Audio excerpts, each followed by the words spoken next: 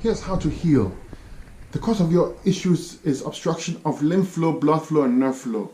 When any of these systems are obstructed, you have health issues. So the key is to fix this problem. And how we fix it? By stop eating the foods causing obstruction. The animal products, the cooked starches, cause obstruction. We replace that with fruits.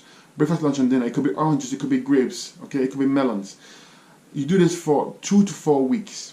Okay, after the 2 to 4 weeks, you want to go on some intermittent dry fasting. So you dry fast 14 to 18 hours a day, and you break that dry fast with fruits and fruit juices, and you repeat the cycle. 14 to 16 hours, no food, no water, and you break it with oranges, grapes, melons. Okay, you're going to do this for 4 to 8 weeks.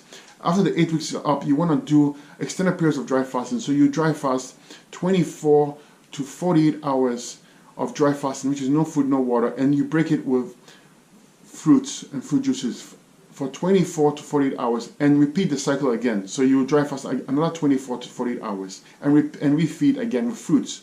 Continue doing that for as long as you can.